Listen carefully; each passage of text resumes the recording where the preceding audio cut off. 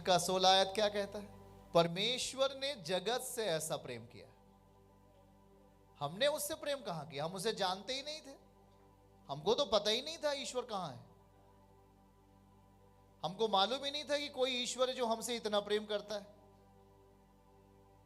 हम तो मस्त थे, दारू में, नशे में, लड़ाई झगड़े, तमाम इस दुनिया संसार की चकाचौंध में हम तो मस्त थे भाई। सही है कि नहीं? कहां पता था कि हमसे ईश्वर इतना प्रेम करता है? पर जब हमने बाइबल को देखा, वचन को देखा, वो हमें खोजा और कहा भाई मैं तुझसे प्रेम करता हूं। यूहन्ना 3:16 की आयत में लिखा कि परमेश्वर ने जगत से ऐसा प्रेम किया, जगत के लोगों से ऐसा प्रेम किया कि उसने अपना इकलौता पुत्र दे दिया, ताकि जो कोई उस पर विश्वास करे वो नाश ना हो। नाश, नाश, नाश। अब बताओ और क्या चाहिए हमें? यदि वो जगत का बनाने वाला ईश्वर हमसे, आपसे प्रेम करता है, और यहां तो प्रेम का ढांचा अलग है। अगर आपके पास पैसे हैं तो लोग आपसे प्रेम करेंगे, आपके पास प्रॉपर्टी है, आपके पास धन संपत्ति है, तब लोग आपसे प्रेम करेगा। हाँ, आप अगर आपके पास कमी है, आपके पास घटी है, आपके पास नहीं है, तो लोग आपकी ओर देखता भी नहीं है। यहां के प्रेम में और उस सच्चे ईश्वर के प्रेम में, यीशु के प्रेम में जमीन आसमान का अंतर है। और प्रेम उसने दिखावटी नहीं किया, उसका प्रेम दिखावटी नहीं था। उसने ऐसा प्रेम किया कि अपना इकलौता पुत्र बलिदान होने के लिए दे दिया। क्या होने के लिए? प्रेम करना समझ में आता ये, लेकिन बलिदान करना ये तो बहुत बड़ा प्रेम है ना। कोई हमारे आपके लिए दुख उठाए, कोई हमारे आपके लिए सलीब पर चढ़े, कोई हमारे आपके लिए शरीर के ऊपर कोड़े मार खाए, अपने शरीर को घात होने दे, कोई दूसरों के खातिर पाप का बोझ ले, तो ये प्रेम तो बिल्कुल अलग है। और इसी प्रेम से शैतान हारता है। इसी प्रेम से, इस प्रेम के सामने शैतान टिक नहीं पाता है। परमेश्वर ने जगत से ऐसा प्रेम किया कि उसने अपना इकलौता बेटा दे दिया। अच्छा, इकलौते बेटे की खासियत क्या है? अगर पिता अपना इकलौता पुत्र हमारे आपके लिए दिया तो उसका खासियत है ना, तभी तो दिया। इकलौता पुत्र कौन है आखिर? उसकी पैदाइश कैसे इस दुनिया में हुई, और वो कैसे चला फिरा, किस तरह लोगों से बात किया, और फिर वो आसमान में उठा लिया गया, स्वर्ग उठा लिया गया। इकलौते पुत्र से शैतान डरता है, इकलौते पुत्र से बीमारी डरती है, इकलौते पुत्र से रोग और समस्याएं कांपती हैं। वो इकलौता पुत्र हमें ढूंढ लिया, हमें प्राप्त कर लिया। आमीन। हम कहां जानते थे भाई? कहां जानते थे हम? हाँ, भटके हुए थे। कोई नशे में भटका हुआ है, कोई श्रापित अवस्थाओं का जीवन जी रहा है, कहीं दुष्ट आत्माएं पकड़ी हैं, तमाम तरह के रोग ग्रसित जीवन था। शांति नहीं थी। हाँ, शांति नहीं थी। आज जब इंसानों में जब शांति नहीं होती है ना, तो व्याकुल हो जाता है। शांति अगर आपके हार्ट से खत्म हो गई, आपके हृदय में शांति अगर नहीं है, तो मान के चलो व्याकुलता है, वहां पे घबराहट है, चिंताएं हैं, धोखा है, छल है, कपट है, द्वेष है, तमाम। इसलिए आज जब प्रभु के पास आया करो, पहली शांति मांगा करो, प्रभु मेरे मन को शांति दे। शांति की अवस्था में आप अपना घर बना सकते हो। शांति की अवस्था में आप अपना बेटा बेटी की शादी भी कर सकते हो अच्छे तरीके से। शांति की अवस्था में आप एक सुचारू जिंदगी, कुशलता का जिंदगी जी सकते हो। आपको बल मिलेगा शांति की अवस्था में। दाऊद कहता है परमेश्वर मुझे तेरा भवन बनाना है, मुझे तेरा भवन बनाना है। प्रभु कहता है ठीक है, मेरा भवन तू बनाने के लिए सोच रहा है, लेकिन तूने कितना युद्ध किया है पता है? तूने कितने लोगों का खून बहाया है? तेरे काल में भवन नहीं बनेगा मेरा। मेरा एक पुत्र आ रहा है, तेरा पुत्र सुलेमान, वो शांति का पुत्र है। सुलेमान का मतलब शांति का पुत्र है, शांति का बेटा आ रहा है, शांति आ रहा है, मैं उसके टाइम में अपना भवन बनाऊंगा। जहां अगर आपके मन में शांति नहीं तो आपके अंदर खुदा का भवन नहीं, परमेश्वर का वचन नहीं। इसलिए जब प्रभु के पास आप आओ, आपको वो शांति यदि वो देता है, आप उससे शांति यदि मांगते, तो शांति के टाइम में ही आपके बिगड़े काम बन जाएंगे। हालेलुया। दाऊद बोला, बाइबल कहती है दाऊद कह रहा था परमेश्वर मुझे तेरा भवन बनाना है, क्योंकि तू तंबुओं में अब तक चलता आया, मुझे तेरा भवन बनाना है। प्रभु कहता है तू नहीं बना सकता मेरा भवन। मटेरियल भले भी इकट्ठा कर ले, लकड़ी हुआ, पैसा हुआ, जो भी हुआ, पत्थर हुआ, सब तो इकट्ठा कर ले, पर नहीं बना सकता। क्यों? क्योंकि तूने बहुत खून बहाया, लड़ाई लड़ा, युद्ध लड़ा है, अशांति है। अशांति का मतलब कि तूने बहुत लड़ाई जंग किया, तूने युद्ध बहुत किया है, खून लोगों का बहा है। मैं इसमें अपना भवन नहीं बनाने का। सुलेमान बनाएगा। उसका शासन काल कितने बरस करा? 40 साल तक। 40 साल तक सुलेमान ने शासन किया, एक भी युद्ध नहीं हुआ, एक भी लड़ाई नहीं हुई, और उसी टाइम में प्रभु ने अपना एक भव्य भवन बनाया सुलेमान के द्वारा। हालेलुया। है ना शांति की बातें अनोखी? आज हमारे अंदर अगर शांति आती है तो सोच लो आपके हर बिगड़े काम पूरे होने वाले, टूटे हुए काम बनने वाले। आमीन बोलो हालेलुया। उसी शांति के लिए हम प्रेयर करने की जरूरत है। आमीन। तो परमेश्वर यहां देखिए लिखा है कि परमेश्वर ने, हमने उन्हें नहीं चुना। बाइबल कहता है हमने उन्हें नहीं चुना, परंतु उसने हमें चुन लिया। भटके हुए थे, किसी गली में दारू पी के लुढ़के हुए थे, किसी चौक में मारपीट कर रहे थे, नशे खा के पड़े हुए थे, खो गए थे इस विश्व के अंदर, पर यूहन्ना 3:16 का वचन आपके लिए पूरा हुआ। क्योंकि परमेश्वर ने जगत से ऐसा प्रेम किया कि अपना इकलौता पुत्र दे दिया। अरे क्या है इकलौते पुत्र में भाई? इकलौता पुत्र दे दिया, तो इकलौता पुत्र में कुछ तो खासियत है, तभी तो दिया पिता ने।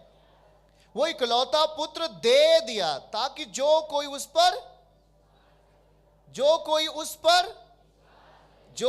पुत्र पर वह नाश ना हो।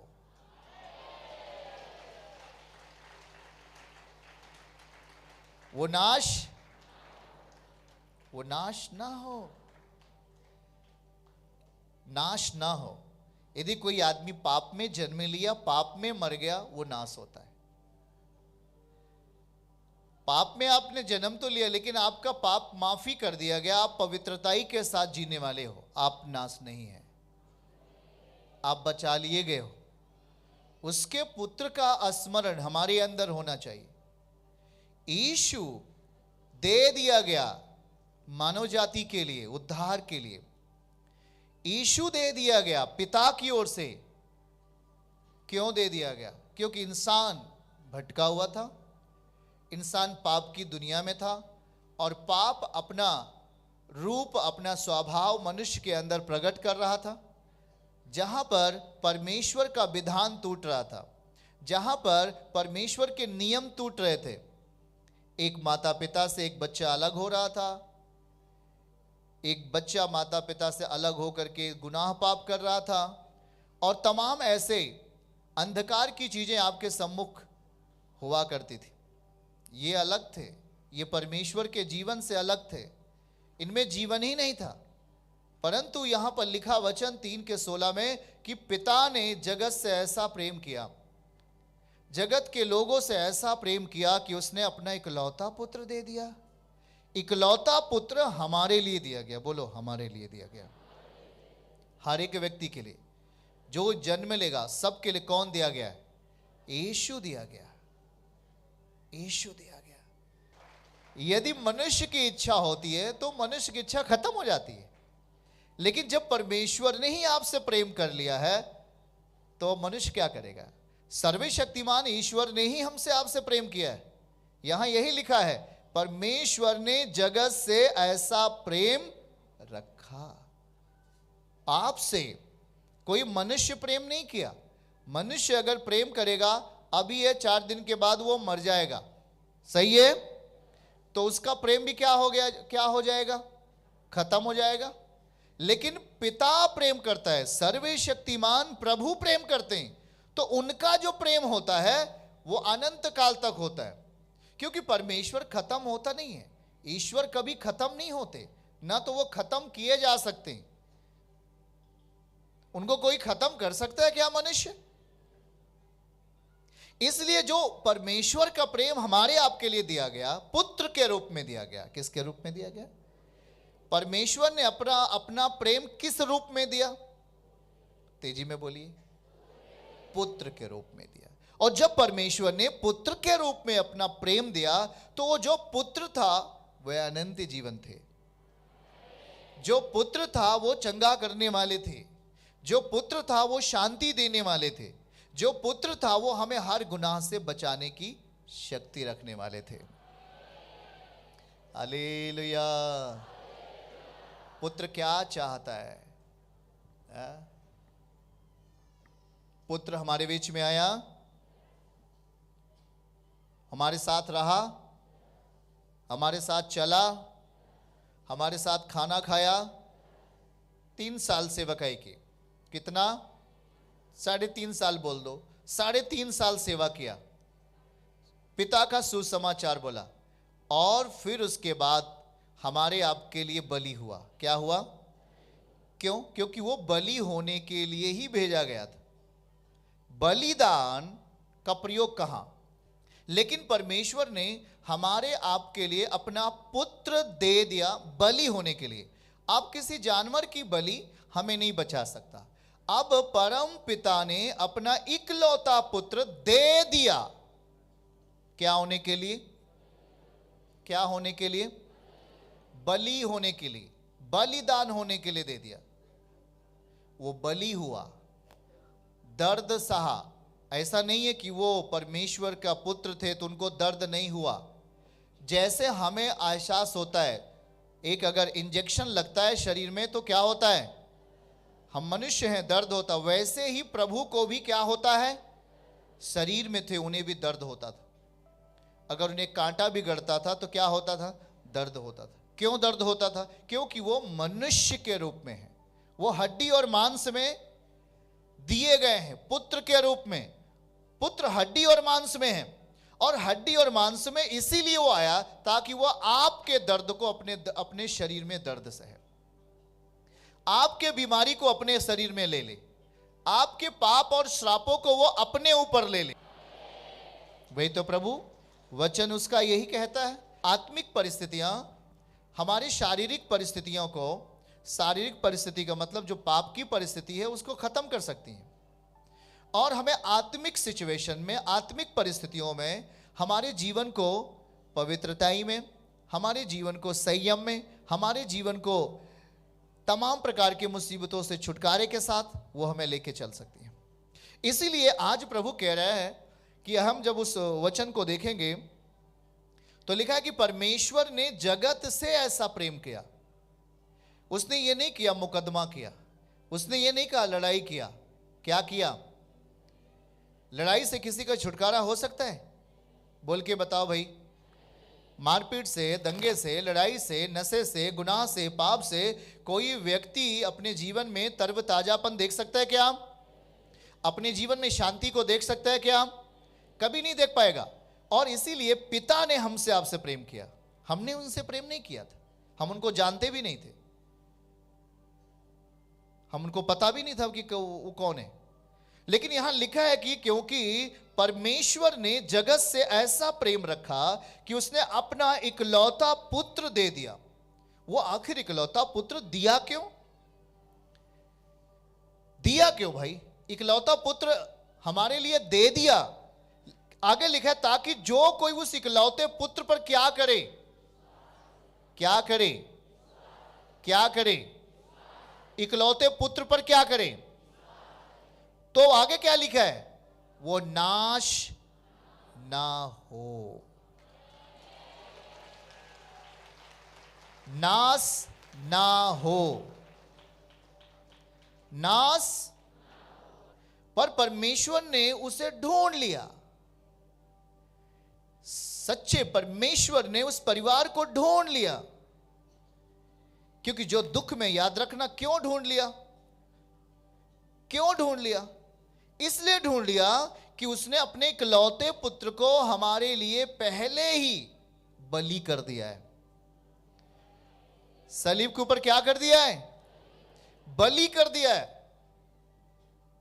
मेमने की तरह बलिदान कर दिया। और जब कीमत दे दिया है तो क्यों बीमारी? कीमत दे दिया तो क्यों परेशानी? जब कीमत दे दिया उसने तो बस वो हमें खोज लेगा, वो हमें पा लेगा। आमीन। सही है। जब उसने कीमत ही दे दिया है तो इकलौता पुत्र इसलिए आया कि हम नाश ना हो, हमारी बुद्धि नाश ना हो, हमारा कैरेक्टर नाश ना हो, हमारा जीवन नाश ना हो, हमारा आत्मिक जीवन नाश ना हो। मरना जीना तो लगा रहेगा, उसको छोड़ दो, इंसान शरीर को छोड़ेगा एक बार। हमारा कैरेक्टर नाश ना हो, हमारे बच्चों का कैरेक्टर नाश ना हो, चरित्र नाश ना हो, बुद्धि नाश ना हो। हम कैसे बच पाए?